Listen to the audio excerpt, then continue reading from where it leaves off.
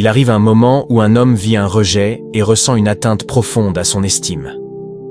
Il commence à se remettre en question, à douter de sa valeur, à penser qu'il n'était pas suffisant.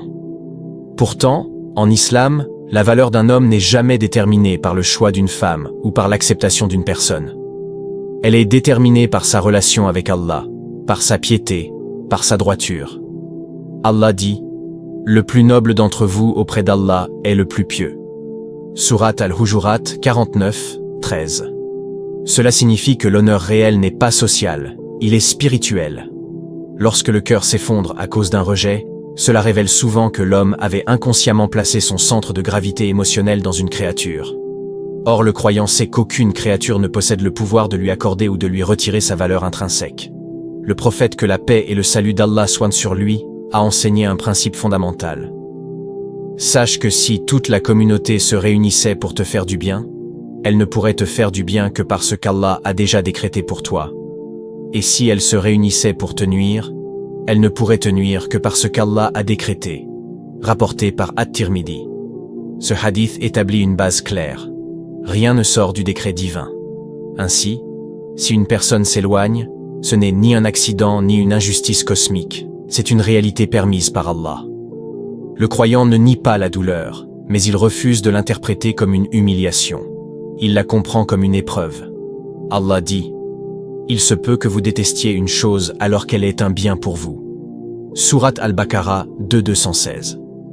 Ce verset oblige le croyant à suspendre son jugement émotionnel immédiat. Ce que tu perçois comme une perte peut être une protection. Ce que tu considères comme un échec peut être une purification. L'erreur grave serait de transformer le rejet en blessure d'orgueil. Car dans beaucoup de cas, ce n'est pas l'amour qui souffre, c'est l'ego. Or l'islam enseigne la lutte contre le nafs, l'âme dominée par l'orgueil et le désir. La réforme commence lorsque l'homme accepte que son attachement excessif était une faiblesse spirituelle. Allah dit « Et quiconque place sa confiance en Allah, il lui suffit ». Sourate At-Talaq 65:3. Si Allah te suffit réellement, alors la perte d'une créature ne peut pas te détruire intérieurement. Cela ne signifie pas que tu deviens insensible, cela signifie que tu redéfinis ta dépendance. Le prophète, que la paix et le salut d'Allah soient sur lui, a également dit « Les actions ne valent que par leurs intentions ». Rapporté par Sahih al-Bukhari et Sahih Muslim. Cette parole est centrale. Si après un rejet tu veux changer uniquement pour provoquer le regret, ton intention reste attachée à la créature. Tu es toujours prisonnier. Mais si tu décides de changer pour purifier ton cœur, pour renforcer ta foi, pour devenir plus constant dans l'adoration, alors ton changement devient une adoration. Le rejet devient un point de départ. Le croyant comprend aussi que cette vie est un lieu d'épreuve. Allah dit « Pensez-vous entrer au paradis sans qu'Allah ne distingue ceux qui luttent et ceux qui sont patients ?» Sourate Al-Imran 342. La patience ici n'est pas la passivité.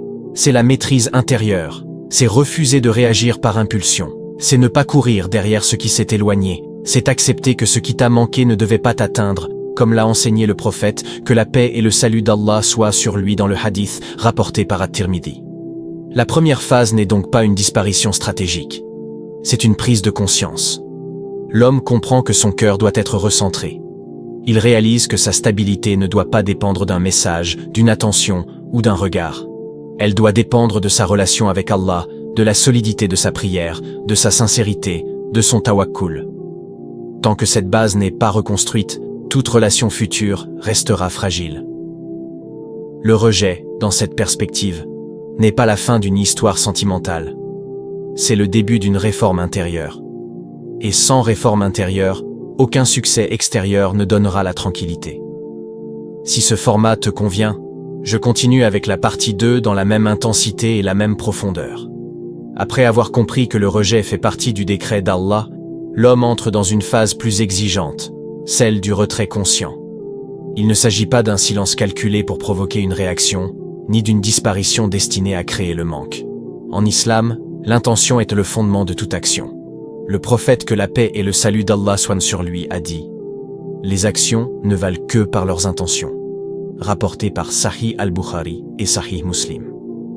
Si le retrait est motivé par l'orgueil blessé ou par le désir de manipulation, il reste entaché.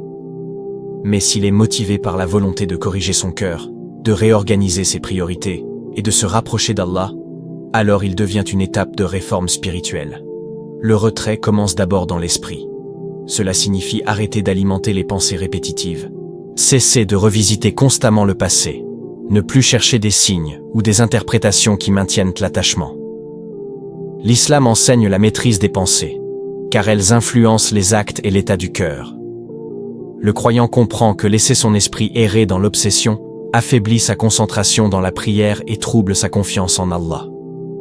Allah dit « N'est-ce point par le rappel d'Allah que les cœurs se tranquillisent » Sourate Ar-Ra'd 13-28.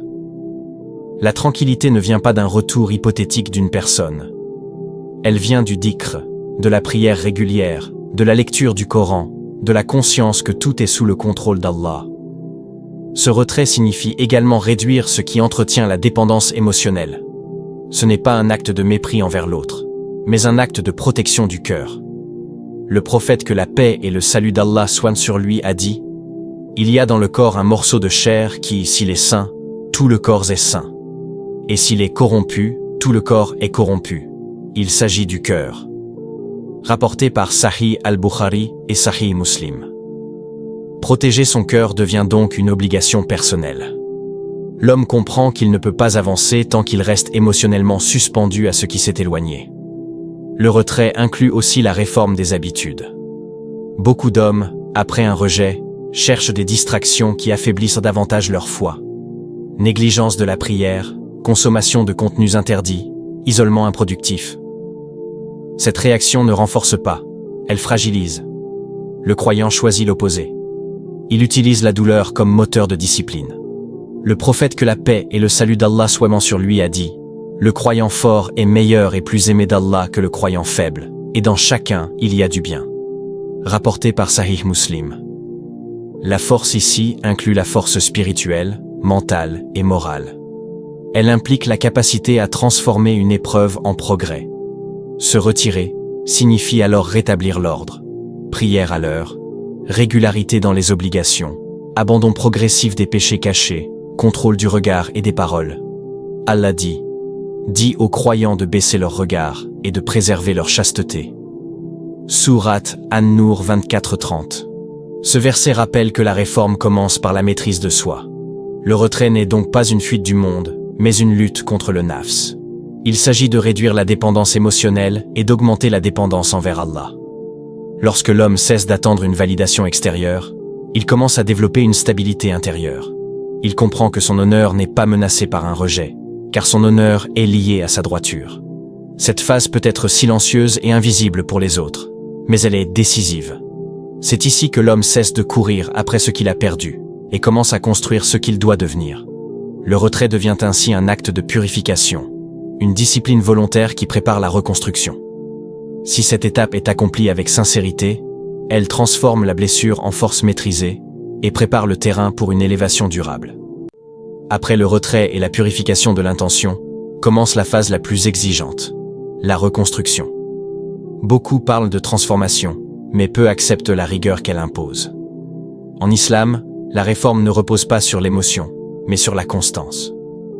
Le prophète, que la paix et le salut d'Allah soient sur lui, a dit « Les actes les plus aimés d'Allah sont ceux qui sont constants, même s'ils sont peu nombreux. » Rapporté par Sahih al-Bukhari et Sahih Muslim. Cette parole établit un principe fondamental. La grandeur ne vient pas d'un effort intense et court, mais d'une discipline durable. L'homme qui veut réellement se reconstruire commence par ses obligations. Il renforce sa prière, car la prière structure la journée et purifie le cœur. Allah dit « La prière préserve de la turpitude et du blâmable. » Sourate Al-Ankabut 29-45. Si la prière est négligée, la reconstruction est illusoire. Elle devient superficielle. Ensuite vient la maîtrise du comportement. Le rejet peut pousser vers la colère, le ressentiment ou la dureté excessive.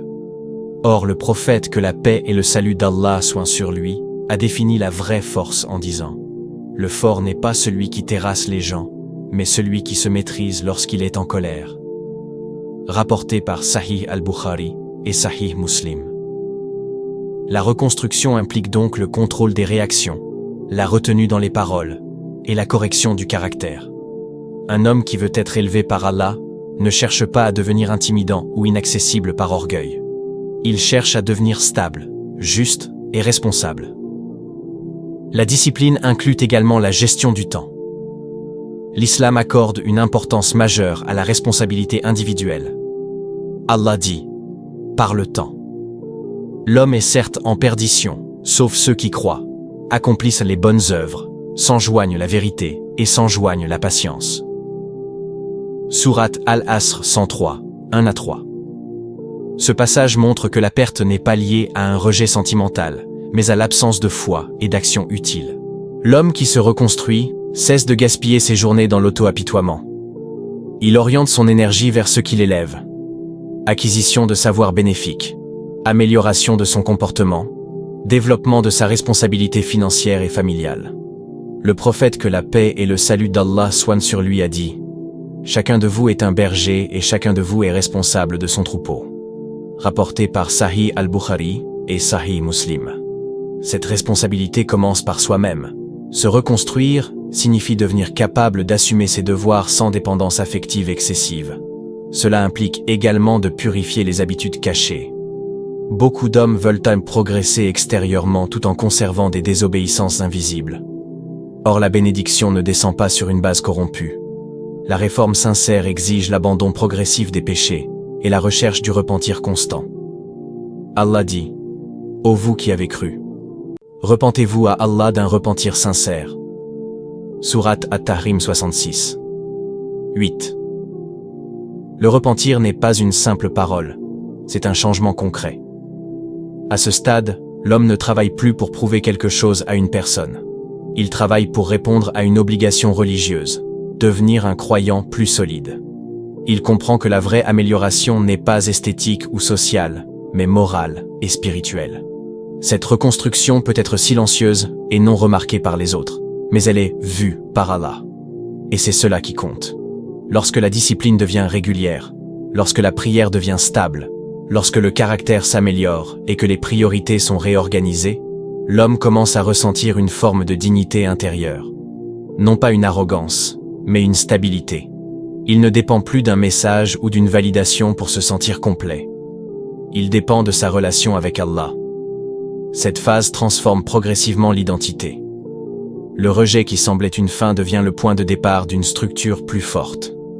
Sans cette discipline réelle, toute transformation reste superficielle. Avec elle, l'homme ne cherche plus à revenir différent pour impressionner, mais à rester constant pour être accepté par son Seigneur. À ce stade, l'homme ne cherche plus à disparaître. Il n'a plus besoin de disparaître. Il a compris que le problème n'était pas le regard des autres, mais l'instabilité de son propre cœur. Ce qui change maintenant n'est pas son image, mais sa structure intérieure. Il ne marche pas différemment pour être remarqué. Il agit différemment parce que ses priorités ont changé. Il a compris que la puissance ne se construit pas dans l'orgueil, mais dans la soumission à Allah. Allah dit « Quiconque veut la puissance, alors la puissance tout entière appartient à Allah ». Sourate Fatir 35-10. Tant qu'un homme cherche sa valeur dans le regard d'une femme, d'un groupe ou d'une société, il restera fragile. Lorsqu'il la cherche dans l'obéissance à Allah, il devient stable. La vraie transformation ne se mesure pas à l'attention que tu reçois, mais à ce que tu fais quand personne ne te voit. Le prophète, que la paix et le salut d'Allah soient sur lui, a dit « Les actes les plus aimés d'Allah sont ceux qui sont constants, même s'ils sont peu nombreux ». Rapporté par Sahih al-Bukhari et Sahih Muslim. Cela signifie que l'élévation ne vient pas d'un changement spectaculaire, mais d'une régularité silencieuse. Si ta prière est devenue stable, si ton regard est mieux maîtrisé, si tes paroles sont plus contrôlées, si ta dépendance émotionnelle a diminué, alors tu as réellement évolué. Le prophète, que la paix et le salut d'Allah soient sur lui, a défini la force réelle en disant « Le fort n'est pas celui qui terrasse les gens, mais celui qui se maîtrise lorsqu'il est en colère. » Rapporté par Sahih al-Bukhari et Sahih Muslim. La maîtrise de soi est le signe que l'ego n'est plus aux commandes. À ce stade, si cette personne revient ou non, cela ne détermine plus ton équilibre. Tu n'agis plus par réaction, tu agis par principe. Si elle ne revient pas, tu sais que ce n'était pas écrit pour toi. Si elle revient, tu ne retombes pas dans l'attachement aveugle. Tu examines la situation avec maturité et dans le cadre permis par Allah. Car tu as compris que toute relation doit être conforme aux limites islamiques pour être bénie. Allah dit, et quiconque place sa confiance en Allah, il lui suffit. Sourate At-Talaq 65.3. Cette confiance change tout. Elle empêche la dépendance excessive. Elle empêche la peur de perdre. Elle empêche l'humiliation intérieure. L'homme qui a réellement traversé ces phases ne cherche plus à prouver quoi que ce soit. Il n'a pas besoin de montrer qu'il a changé. Son comportement parle pour lui. Le prophète, que la paix et le salut d'Allah soient sur lui, a dit « Le musulman est celui dont les musulmans sont à l'abri de sa langue et de sa main. » Rapporté par Sahih al-Bukhari et Sahih Muslim. Si ton entourage ressent plus de calme, plus de justice, plus de retenue venant de toi, alors tu as progressé. Si tu es moins impulsif, moins dépendant, plus concentré sur tes obligations, alors le rejet a produit son effet bénéfique. Maintenant, la conclusion est simple et claire. Tu ne disparais pas pour être regretté. Tu te retires pour corriger ton cœur. Tu ne changes pas pour qu'une personne voie ta valeur. Tu changes parce qu'Allah voit tout. Tu ne deviens pas inaccessible par orgueil, tu deviens stable par foi. Le rejet n'est pas une renaissance mystique. C'est une épreuve qui révèle ton niveau de dépendance et t'offre une opportunité de réforme. Allah dit, en vérité, Allah ne modifie pas l'état d'un peuple tant qu'il ne modifie pas ce qui est en eux-mêmes. Sourate Ar-Ra'd 13-11. Ce verset résume tout. Tant que l'intérieur ne change pas, l'extérieur restera fragile. Si tu as réellement modifié ton intention, ta discipline et ta confiance en Allah, alors tu n'as pas seulement surmonté un rejet, tu as renforcé ta foi. Et à ce moment-là, que cette femme fasse partie de ton avenir ou non devient secondaire. Ce qui compte, c'est que tu sois devenu un homme plus conscient d'Allah, plus responsable, plus maître de lui-même. Et lorsqu'un homme atteint cette stabilité, il ne cherche plus à être choisi par une créature. Il cherche à rester digne devant son Créateur.